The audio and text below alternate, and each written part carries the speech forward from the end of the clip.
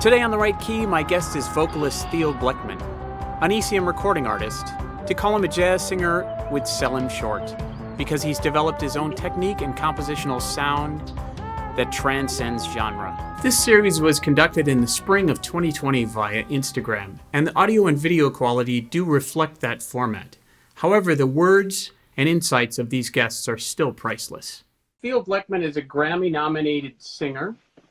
I guess you could say jazz singer, but that moniker is too limiting, I think, because of all the things you do and all the music that you encompass. Theo is quite the prolific arranger and composer.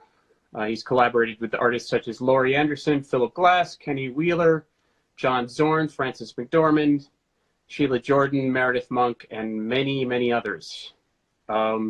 He's created 17 of his own recordings, and he's an ECM artist. Have I missed the broad strokes? You've left your name out very humbly, well, but yeah. My name does not matter, because we're not here to talk about me. We're here to talk about you. Okay. You were born in Dortmund, and you grew up in Germany. And before you pursued a very challenging career in music, you thought you might pursue a challenging career as a competitive figure skater. That is correct. Tell us about that. Wait, I have one thing I'd have to. I'll be right back. Let's just start this right. Can you see that? Oh, look at that. It's amazing. Look at that. That is me in full action. 1987 at the Berlin Nationals. Fantastic. So I was not only a figure skater, but also gymnast. And when I got into my voice break and I couldn't sing anymore, the boy choir, the boy soloist that I was in a choir, I had to figure out something else to do. So I went into competitive figure skating. And then when my voice came... You thought, well, singing's not working, so I'm going to be a competitive... I don't even understand. So my voice was like this, and so I couldn't really sing what I used to sing, and then I wanted to do something else, and I started figure skating. Yeah. There we have it. Fortunately for those of us in music, you didn't stick with that. No. And you grew up in a world of music, developing music and listening to music in Germany, which included a lot of pop music and some other jazz. And can you talk about the music of your formative years? Because those of you who know your music, those of us who know your music, there's so much in there. And I try to do some unwrapping about what made people who they are and influences and how those influences played in with their personal drive and direction. So one of the things that really changed my outlook on music was my music teacher in high school, and he was quite sophisticated in terms of analyzing classical or Baroque music. So he would bring in a Bach cantata, and we would spend the entire semester analyzing that one cantata, to everyone's chagrin except for mine, perhaps. And then there were other semesters when he would play contemporary music for us. So he introduced me to Henze, Stockhausen, and John Cage. And in some ways, he was doing it sort of ironically, and the whole class was irritated by that. And the fact that they were irritated only made it more interesting to me. Like, that's not music. I was like, wait a minute, hold on. I heard Ligeti's Aventure and Nouvelle Aventure in high school. Wow. It was, wow. Jazz was not on the curriculum in school, but I had a very good friend, he's still a very close friend of mine, who on a class trip pulled out his clarinet, he was a clarinet player, and played Take 5 a cappella on the bus. And after that, I was hooked. Like, what is that? I want to do that. I didn't learn the clarinet, but I wanted to know what music that was. It was just unbelievable to me. So he introduced me to mostly instrumental jazz, most of it fairly modern, Albert Ayler and Coltrane and Miles Davis, and a lot of sort of what was happening maybe in the 60s, 70s, and in the 80s, of course. And so that was my introduction to jazz. Wow. Well, and then in '89 you moved to New York. You were age of two, moving to New York at age of 2, and good one. Yeah, and so you moved to New York, and you were doing the typical New Yorker struggle thing, and you worked, if I'm not mistaken, you worked as a waiter for a while. Cater waiter, yeah. Cater waiter. And you said, I don't want to be this. Can you tell first about of all, early, because New York was very different then, you know? And yes, what was New York like, was... Especially with your background, and actually the interesting thing about New York in the late 80s is there was quite a bit of sort of neo-bop going on. Yes. You remember Young Lions vibe, and it felt like that's what New York was. So how did that jive with where you came from musically? Because you're so the opposite of that. Yeah, I of course I felt like that I don't fit in here at all.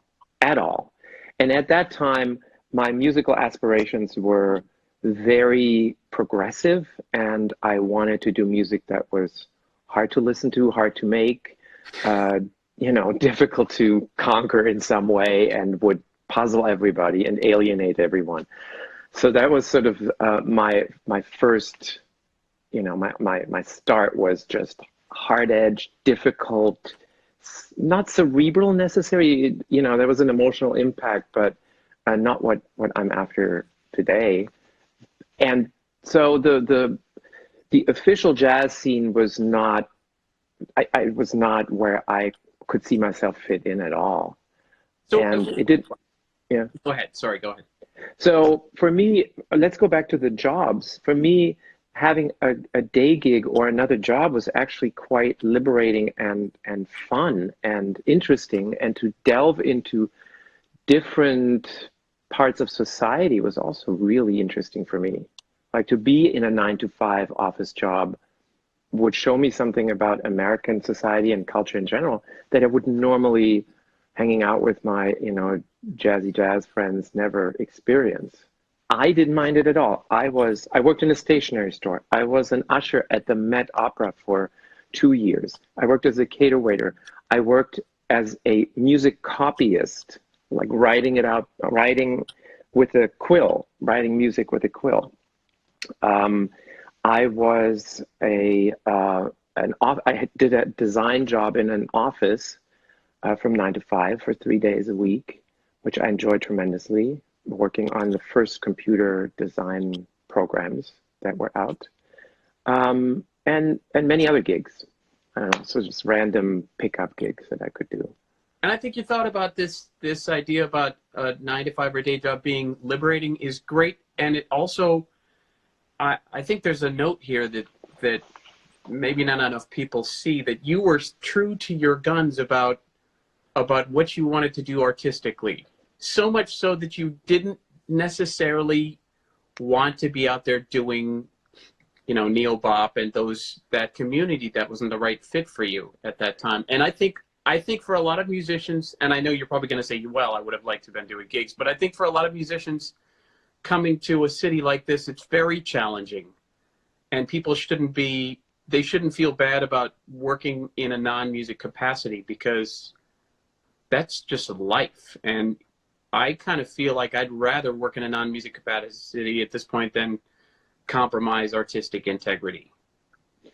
Well, that sounds a little bit like I could have been the greatest bebop singer of all time, which I don't even know is true. Like, I mean, I've learned all that repertoire and I love that repertoire, but I don't know if I have that that bug, to do that material in an authentic and fresh way. I don't know. I don't think I have it to do that.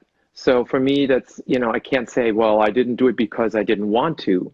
I don't know what's first, the chicken or the egg. The Right. stuff that I wanted to do also had no lyrics, and it was sort of in between avant-garde and jazz avant-garde and contemporary music. In 1994, Mark Dresser invited me to be part of his band called Force Green, which had Dave Douglas and Phil Haynes and Denman Maroney. And that music was so hard. That was just, it was number one. There's no doubling for the most part on my part. When I first got the music from Mark in the mail, I thought he had surely sent me some printer misprint thing that his printer must have, and he's going to call me anytime and say, oh, that was my printer was going crazy. There's like these weird notes in there that doesn't make any sense. That call never came. And I walked around with a Walkman for a month trying to learn these intervallic, weird, metric modulated melodies. Wow. And that was fun. Ultimately, that was so fun to do something that was impossible to do and figure out a way to do it. Yeah. Well, so that was my mindset at the time. I think that's interesting because fast forward to when you gave me music for the Kate Bush project, it felt a little similar. It wasn't impossible, but it was very dense. And I remember us having conversations about how are we going to play this? What are we going to, and I don't think it was overwritten. I think you just had a concept about it. And I think that's really wonderful that your background, even in high school, of all this contemporary music has bled into your composing and arranging. Mm-hmm. Yeah, a lot of my composing is maybe notating everything exactly as I think I want it, and then choosing players like you, for example, who could play it, but then also could play it better, or could play something, or have the taste or the knowledge to take something out, or take a lot out, or change it. And so there's a dialogue between, what I intend to do and then improve on that. So it's not always set in stone. Well, you've done so much collaboration especially with guys like Ben Monder. What does that collaboration work like? Do you bring in sort of written scores and then he sort of, because he's very heady himself, and does he pull it apart, or how does that work with the stuff you do with Ben? With Ben, it's very straightforward. It either works or it doesn't, and it reveals itself quite quickly. And I can sense it with Ben if he likes something or if he doesn't. I never force a piece on him, and we have enough, years under our belt to be honest with each other and say, I don't think we should play this piece, or I think this piece is too cheesy, or this is too whatever. In the collaboration with Ben, usually it is a lot of homework on each part. So I bring in a piece that's fairly fully formed, unless he changes voicings and all that stuff. But for him also, he brings in a piece that's fully written, and then we figure out what's what. Wow. Well, I mean, I feel like that duo is really astounding, and you guys are getting something really right with it. So, congratulations. Well, thank you. So tell me, just to go back to when you moved to New York and you connected with Sheila Jordan. Yes, that was before I moved to New York. So really? Yes. So in also 87, I picked up a German jazz magazine called Jazz Podium. And in the back, there were these little ads about workshops and concerts. And there was like this tiny little line that said, Sheila Jordan is coming to Graz, Austria, to give a 3 months masterclass for selected, few singers. And I got on the train on a 15-hour train ride and auditioned for her class. There was there were like it's a long line of singers at the conservatory to audition. And I didn't even think I would get in. I was so naive and so young, and I did get in. So what that meant was 6 singers were selected to spend 3 months with her in Austria to study with her. What that also meant is that I somehow finagled a key to the conservatory to get in first thing in the morning and get the best room with the best piano, to all the piano players' chagrin, and stay in that room all day and practice and learn bebop tunes and, shed. I ran out to get a sandwich from across the street. I locked the door and just came right back so nobody would take my room. So that was really 3 months of, bliss. And then I would have 1 lesson a week with Sheila, and then, we had group lessons. And also I would get to hang out with Sheila for, dinner and for, all the after school activities. So Sheila and I became very good friends, kind of soulmates in a way that just recognize each other. I know this sounds a little bit boastful, but it just was like that. And so Sheila invited me to come to New York to stay with her in her apartment, which I did. And I had already applied to Berklee School of Music for a scholarship, which I received before I went to Sheila's. But I went to Berklee when I went to Sheila's to visit, and I didn't really want to go to Berklee. I didn't want to go to Boston. I wanted to stay in New York. Right. And so Sheila called somebody at Manhattan School, and we sort of got a quick scholarship set up for me at Manhattan School, and that's where I went.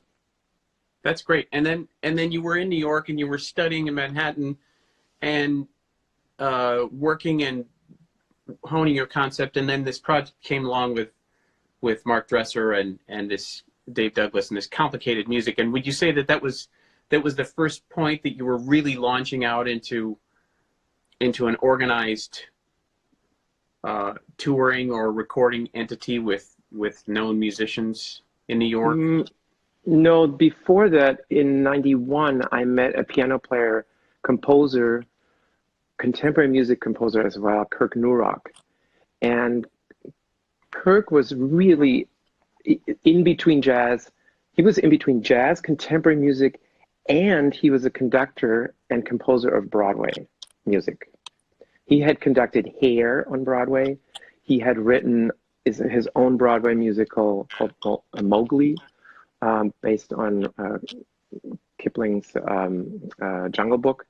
And so there were all these cross sections in his work that actually really interested me, and sort of I started to understand how they can fit together, how weird sound, free improvisation can go into a melody with lyrics that actually is more reminiscent of a pop song than a jazz standard, and then go into, a chord progression that's really wild and weird and have strange meter changes and all that kind of stuff. How can you weave that together?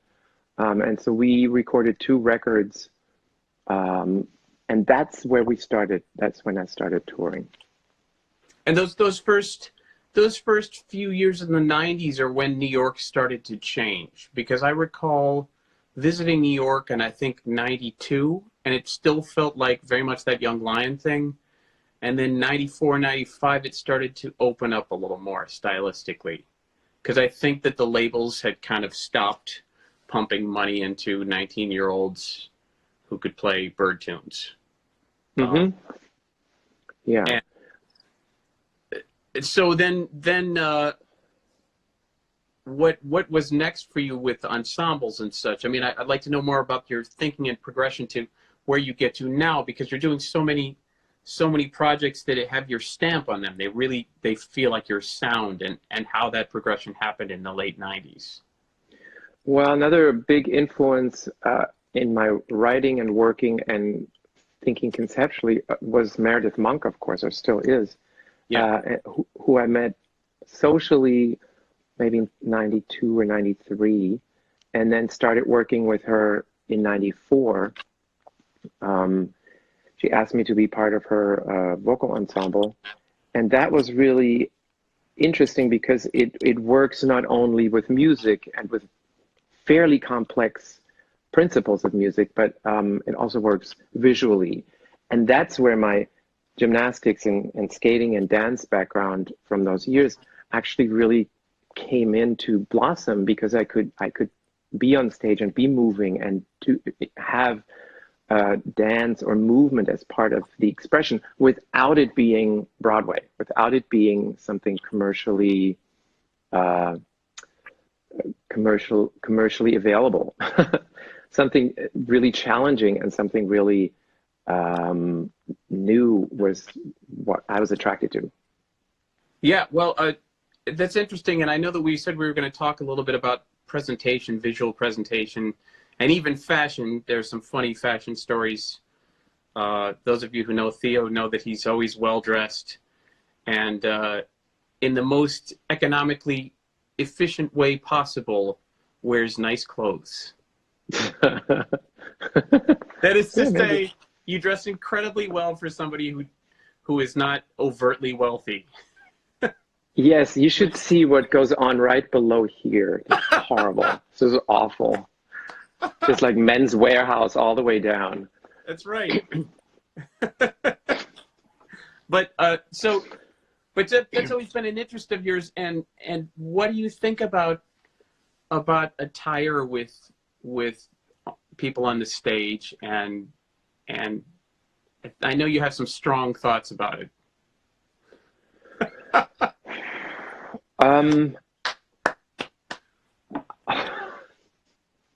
Go. I just have to think because I have a lot of very strong thoughts, and I also have a lot of empathy, and I think, okay, so jazz at its hardcore, in its hardcore version, is an art form that does not deal with anything visual other than I'm playing my instrument for the most part. And that is, so there is this idea that but playing my instrument at its peak is all that it needs to be, to be.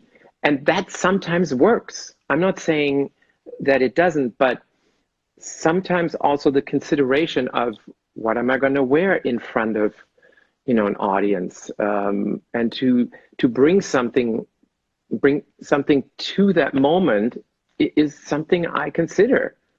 I don't, walk on stage the way I would be in my apartment. And I dressed up in a white shirt for this interview.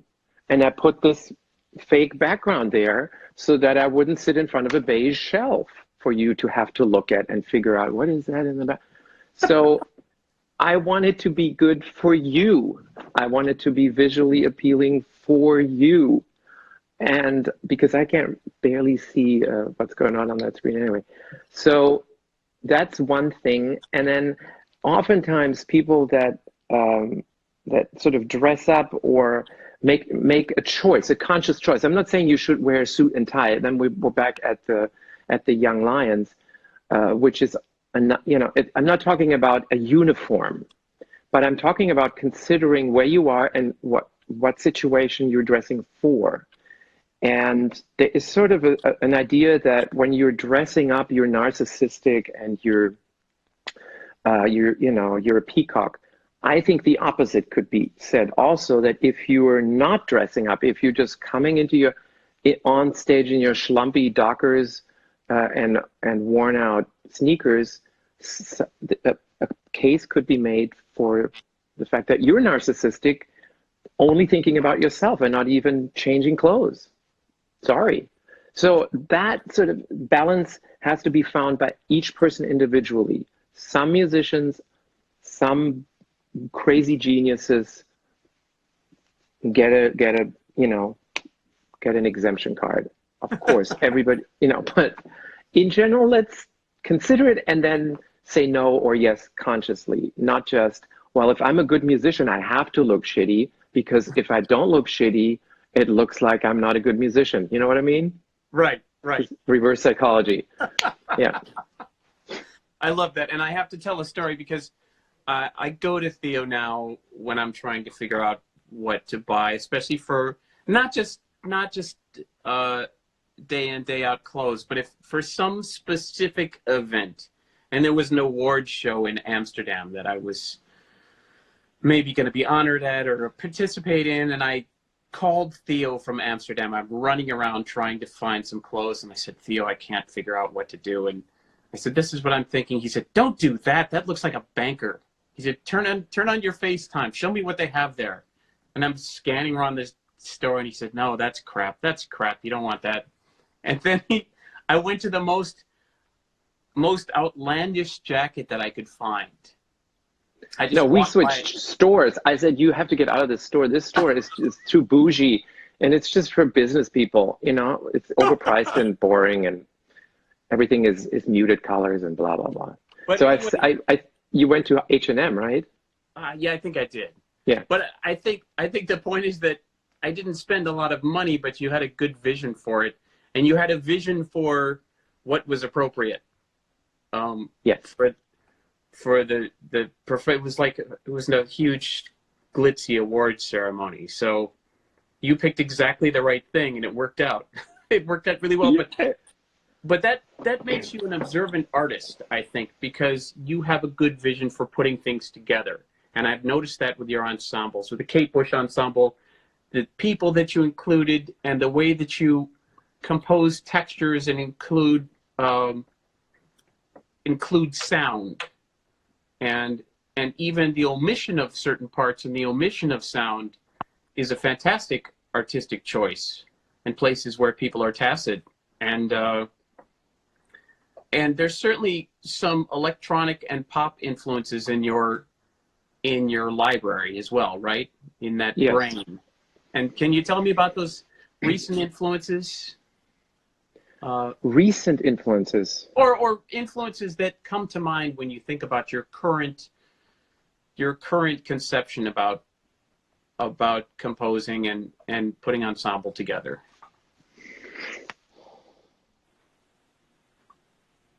I'm trying to think of a recent electronic. I mean, one of the recent ones, not that recent, is Vespertine. Björk's Vespertine was really, I mean, it's 2001 or something. That was really, you know.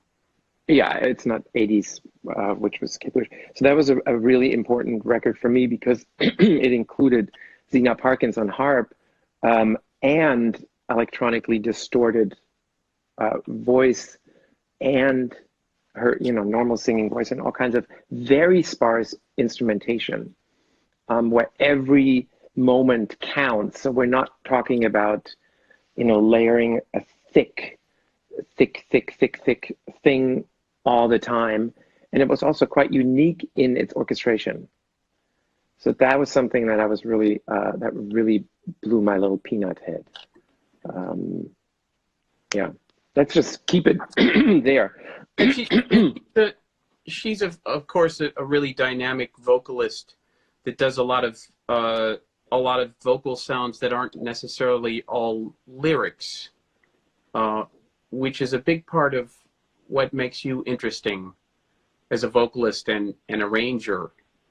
And I love the idea that you choose vocals and vocal performance that doesn't feel like blowing in the jazz sense, soloing in that way. Mm-hmm. Because, like me, you're not a fan of scatting. Well, the word alone should give you a clue. Yeah, scat singing should only be done if it's really amazing.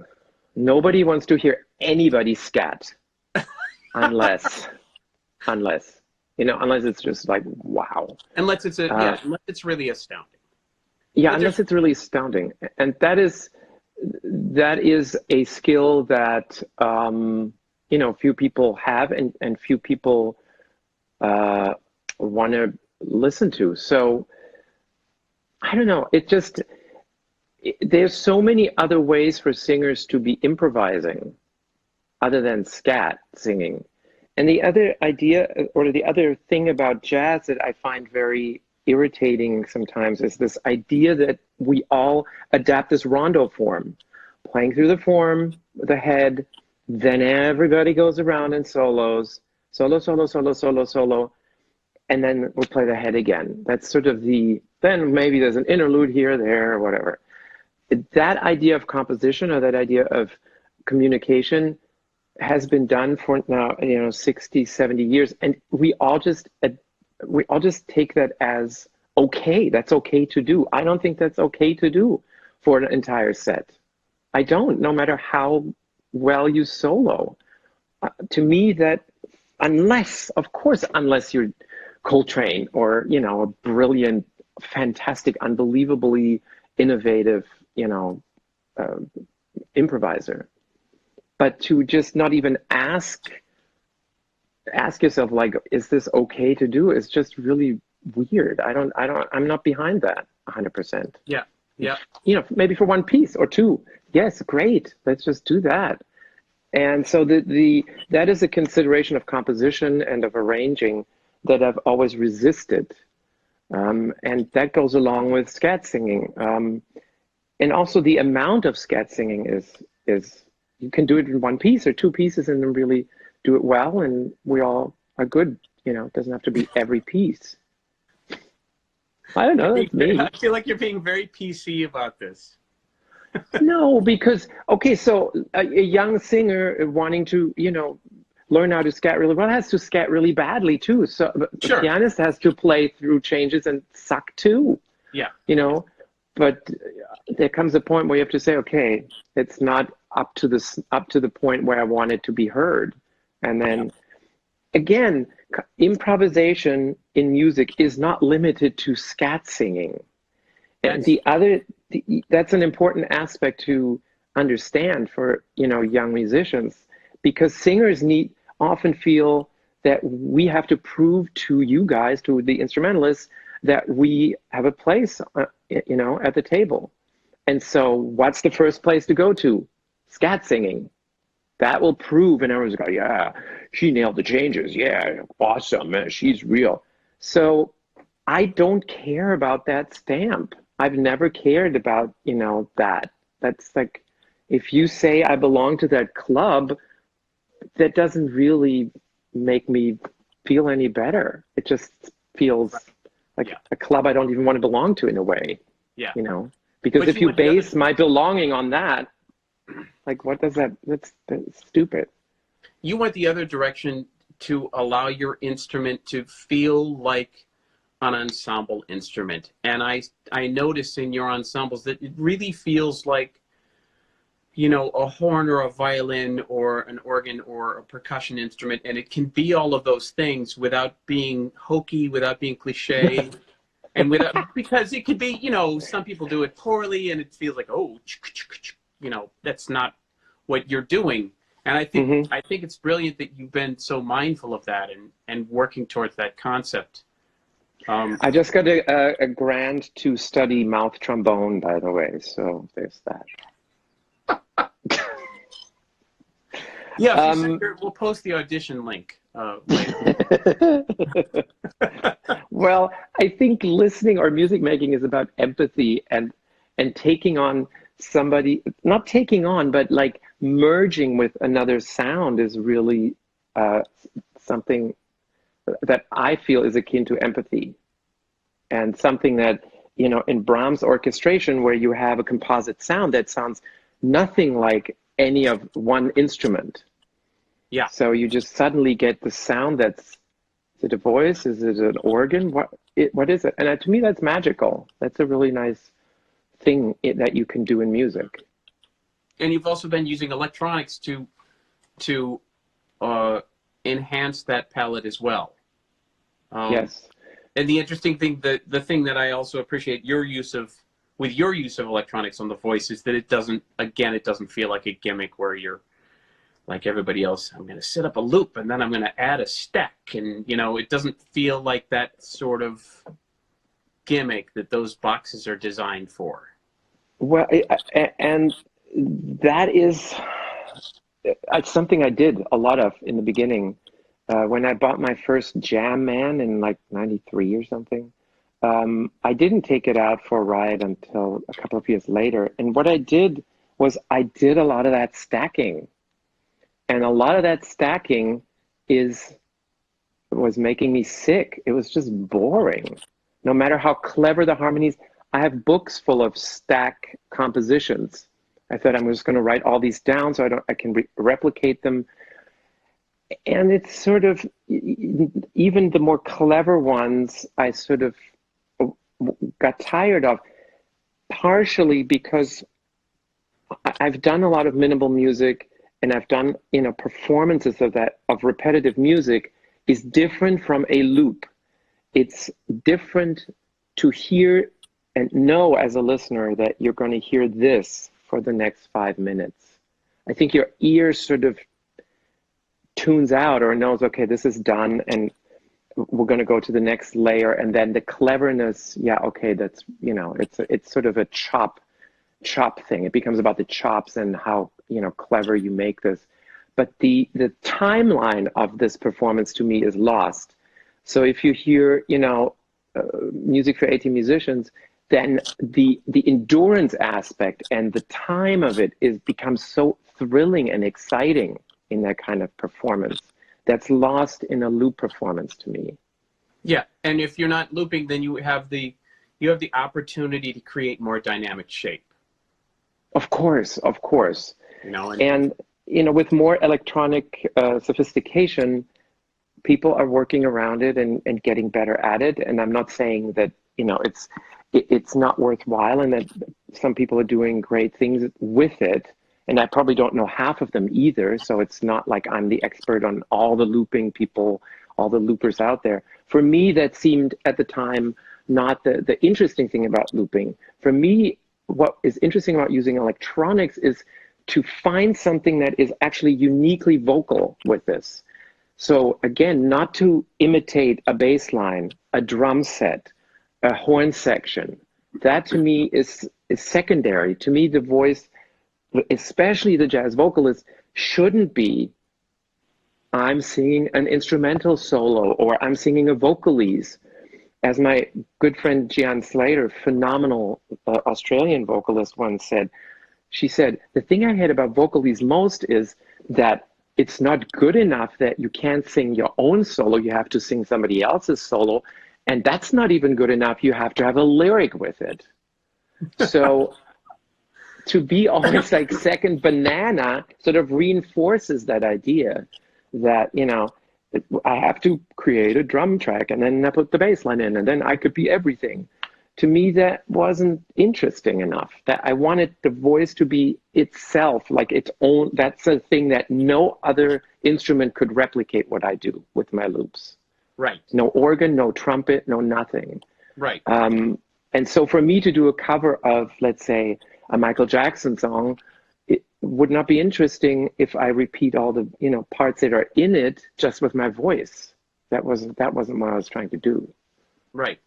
But you've also worked so hard to have this really unique, rare command with your voice, your instrument, and I think that I hear a lot in your singing that I don't hear a lot of other singers capable of doing. Clarity and but your voice doesn't really sound. It doesn't sound classical to me in that sense either, though. So can you talk about your voice practice? Can't talk about your voice practice? Yes. So I never had technical training until I met my technique teacher, Jeannie Levetri, through Meredith Monk, who is Meredith's teacher as well. And Jeannie Levetri is really an incredible teacher and technician and knows everything physical. The reason why I went to Jeannie was because I wanted to sing across genres and across styles without losing my identity. And I didn't want to imitate or mimic something. I wanted to see what I can get out of my instrument with just understanding technique and function in the voice. And so that has helped a lot. The thing that I think is most interesting in jazz singing or jazz students is that they mistake technique or vocal function with style. They're singers that can only sing in their style. They cannot sing without ornaments or without a certain, I don't know what. So the music that I was making required extreme precision at times without me inserting any stylistic ornaments or decoration or whatever you want, or expression. And that was important for a lot of reasons, because one of my other side gigs for a while was to be a singer for hire for composers to sing their work, either to record it or sing a premiere of some grand proposal work. So I learned a lot of new music by composers that were looking for a voice that could sing in tune without vibrato, with vibrato, could possibly improvise on certain parameters, whether it be noise or extended techniques, and just execute certain variables to their liking. So I wanted to understand my instrument, be able to do that. Yeah, that's why I'm interested in that. Yeah, I think you've come to a place where it feels like you've got all that mastery. I don't see any limitations when I hear you sing. It's really, that's very lovely to say, but I have a lot of limitations. I just choose what I do in a way that doesn't limit me. But I wouldn't be able to sing a Wagner opera, for example, or a heavy metal. No, but I'm just saying, yeah. Yeah. So I have a certain range of things that I can do, and then other things I wouldn't touch, because it would also be insulting to do that, because I have too much respect for, death metal. Yeah. I'm grinning, but I do. So can we talk about, am I allowed to bring up the project that you were working on from home with a well-known group? Yeah. If I'm not, then I won't bring it up. Yes, you may, of course. Oh yeah. So tell us about this project you're doing with the Kronos Quartet. Well, it's not okay. So I have played it up with you a little bit more just because I like fucking with you. Oh, can I say fucking? Are we going to be canceled? No, it's the Ghost Train Orchestra is a small chamber orchestra in New York, led by Brian Carpenter, and in collaboration with the Kronos Quartet, they have started to do a record of Moondog's music.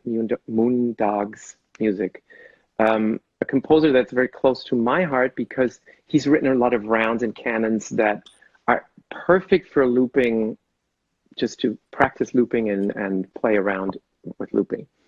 So they've asked me to be on 3 songs with them for their record. We did a concert at Poisson Rouge just before the big shutdown of the world. Yeah, and now I'm recording it at home. The end. It's going to be great. Can't wait to hear it is. And do you think, these concepts you have about music, and we've talked about your concepts and the idea of inclusion of visuals into music, do you think that that's something that's on your immediate desires for the future, to include more visual and more movement and things like that?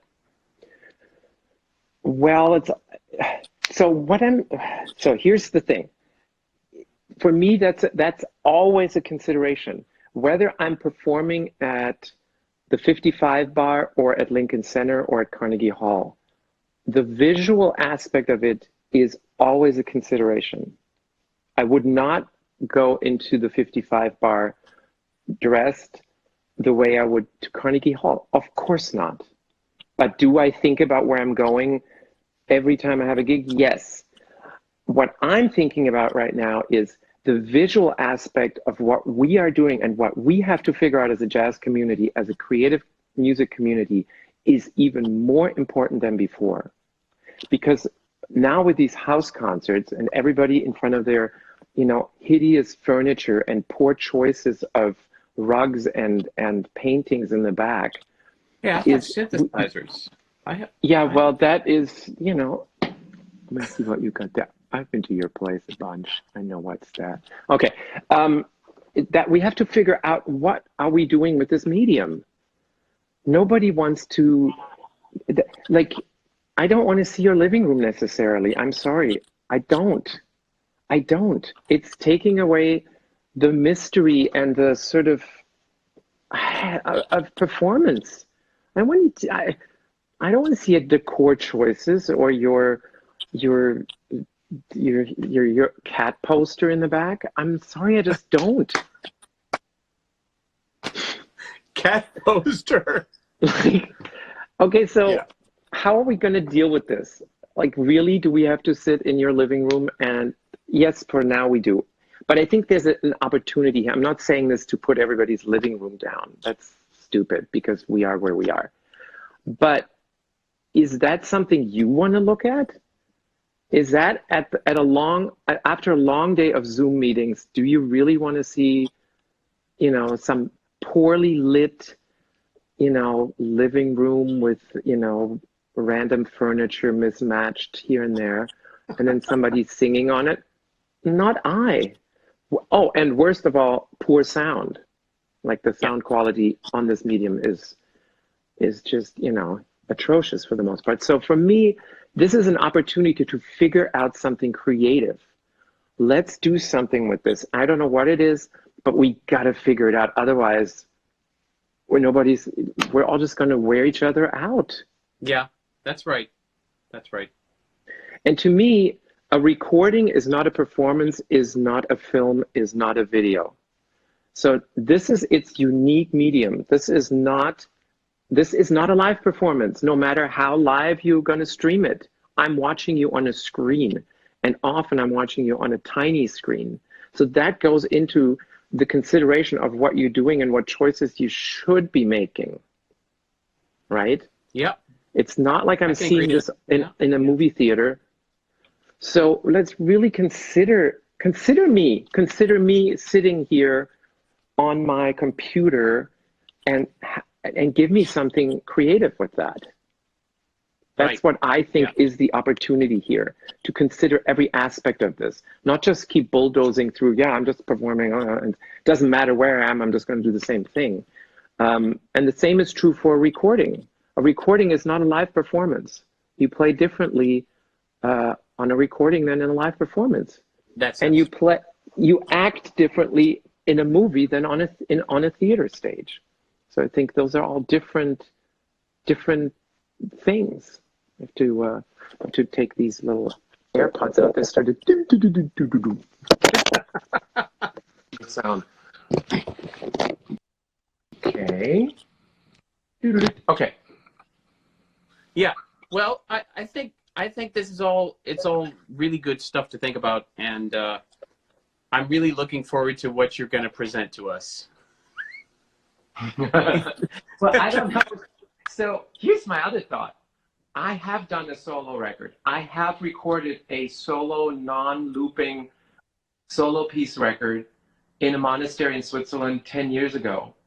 Right now, the last thing I want to be doing is work on solo pieces. The last thing, because I'm alone all day. Yeah. So I'm craving to work with other musicians. That is what I am craving. And so it's like, how many solo projects will be at the end of this COVID? How many solo records will there be? Right. There are going to be many, many. Well, yeah. Theo, I look forward to seeing you with the group again. I look forward to performing with you live again. And I thank you so much for joining us today. And do you have any other parting thoughts here? I do. You do? I do. Go. Yes, I'm going to give you a thought that my husband always reminds me of when I get super cranky, which is also today. He always says that I have to be very gentle with myself. We have to be very gentle with ourselves in this time. It's a very unknown territory. For me, the ups and downs each day are quite dramatic. I'm a super even-keeled person for the most part. I don't have any mood swings of this caliber, and that is really a strange and interesting thing. And just to be kind and gentle with myself is sort of the mantra that I want to put out there, because I am thinking, well, I have all this time. I should be writing. I should be practicing. I should be composing. And blah, blah, blah. I should be making this. I should be that. Blah, blah, blah. And the truth is, sometimes I have that in my, I want to, and I am. And sometimes I just don't. And I'm not going to beat myself up over it. And it's not happening. Very wise words. Thank you, Preston. Thank you, Preston. Thank you, Theo. Thanks for joining me for this episode of The Right Key.